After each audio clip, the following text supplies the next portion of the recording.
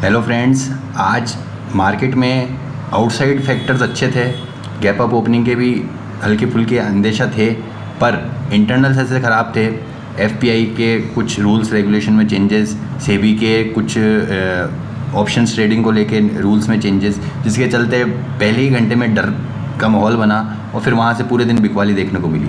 Daily charts पर लेके चलते हैं। ये हमने चैनल ड्रॉ करा था, उसके लोअर लेवल पे हम आ चुके हैं। तो यहाँ से अगर ये चैनल का ब्रेकडाउन मिलता है तो फिर बहुत बड़ा ब्रेकडाउन कह सकते हैं हम स्टार्ट हो जाएगा निफ्टी के लिए।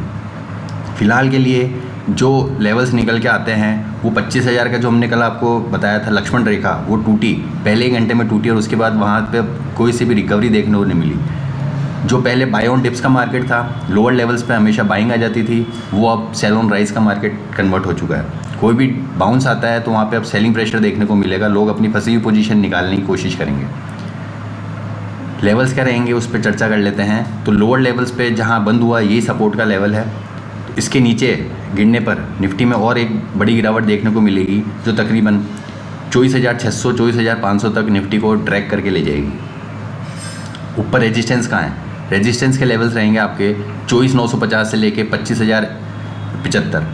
24,950 25,075 ये वो रेंज है जहाँ पे आपको प्रॉफिट बुकिंग देखने को मिलेगी।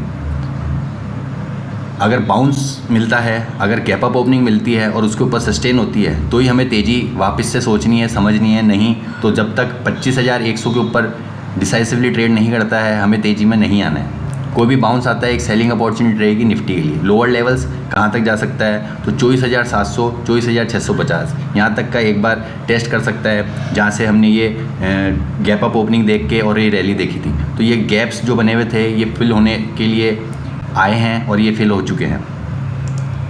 बैंक निफ्टी ने जो ये पूरी रैली दिखाई थी वो एक ही दिन में सरेंडर कर दी। जो थोड़ा थोड़ा करके बैंक निफ्टी ऊपर बढ़ रहा था और हमें लग रहा था कि बॉटमिंग आउट के संकेत हो गए हैं, वो बैंक निफ्टी ने पूरा एक ही दिन में सरेंडर कर दिया। अब यहाँ से क्या लगता है कि ये जो रैली थी ये पूरी फिजल आउट हो गई। तो अब लोअर लेवल्स जो हैं वो सपोर्ट के लेवल्स बनेंगे तकरीबन 50,000 के। अब पोजीशनल सपोर्ट आपको 50,000 पे ही मिलेगा। कोई भी रैली आएगी, बाउंस आएगा 50,900 51,200 इस रेंज तक जो भी बाउंस आएगा वो एक सेलिंग अपॉर्चुनिटी रहेगी बैंक निफ्टी के लिए। कोई भी बाउंस आता है सेलिंग करनी है।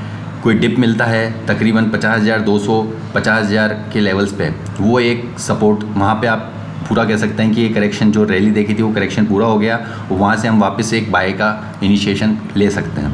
पर बाउंस अगर मिलता है, कोई भी गैप अप ओपनिंग मिलती है 50,900 51,200 के बीच की, तो वहाँ पे हमें सेल करना है। निफ्टी मिड कैप की एक खासियत ये थी कि निफ्टी मिड कैप ने अपना जो पोजिशनल सपोर्ट था 13,000 का, उससे नहीं तोड़ा। हालांकि निफ्टी मिड कैप पहले ही घंटे में गैप डाउन ओपनिंग के साथ स्टार्ट हुआ और पूरे दिन एक नेगेटिव बायस में ट्रेड किया। अब जो पोजीशनल सपोर्ट है वो 13,000 ही है, तो रिस्क रिवॉर्ड रेशियो के हिसाब से निफ्टी मिड कैप काफ़ी अच्छा है। 13,000 पे सपोर्ट है। अगर इसके नीचे टूट जाता है तो 12,800 तक के लेवल्स निफ्टी मिड कैप में देखने को मिल सकते हैं और एक 200 पॉइंट की गिरावट निफ्टी मिड कैप में देखने को मिल सकती है। ऊपर रेजिस्टेंस कहाँ है? तो ये प्रीवियस के जो हाई थे 13,100 13,200, ये 100 पॉइंट की रेंज आपके लिए रेजिस्टेंस का काम करेगी। ऊपर बाउंस आता है तो वहाँ सेलिंग अपॉर्चुनिटी तलाशनी है और नीचे डिप मिलती है 12,000 के आस 12,950 13,000, ये 50 पॉइंट की रेंज आपके लिए सपोर्ट का काम करेगी निफ्टी मिड कैप में।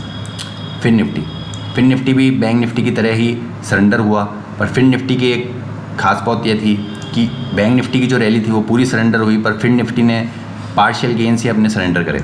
ये एक अच्छी बात है।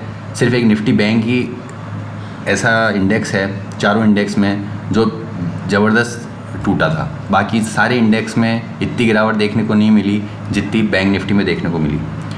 फिर निफ्टी के जो लेवल्स आते हैं 24,000 साइकोलॉजिकल लेवल हो तो रेजिस्टेंस है ही।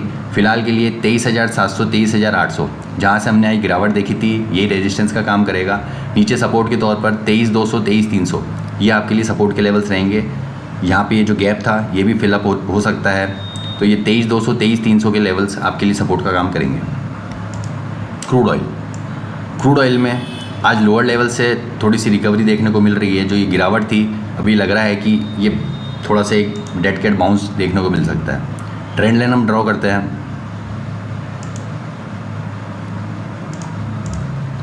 जब तक ये इस ट्रेंड लाइन के ऊपर ट्रेड नहीं करेगा तब तक क्रूड ऑयल में बिकवाली नहीं आएगी, हर बाउंस पे सेलिंग अपॉर्चुनिटी रहेगी। और लोअर लेवल्स पे हमने जो ये रेंज मार करी थी उसके लोअर एंड से ही हमने आज एक शार्प रिकवरी देखी है।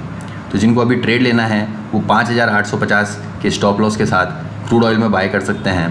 टारगेट बनेंगे 5925, 5950। इन लेवल्स तक आपको वॉच करना है। इसके ऊपर ब्रेकआउट देता है तो 6000 तक के लेवल्स भी क्रूड ऑयल में देखने को मिल सकते हैं। चलते हैं नेचुरल गैस पे।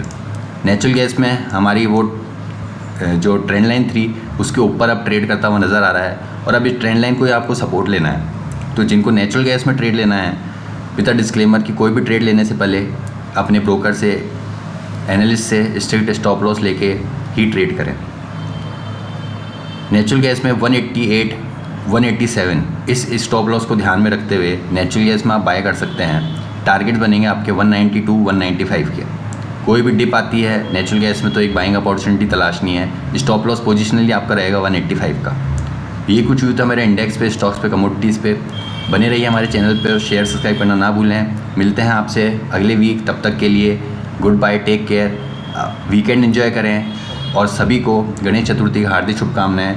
गणपति बापा मोरया, मंगल मूर्ति मोरया। मिलते हैं आपसे अगले वीक, तब तक के लिए गुड बाय, टेक केयर।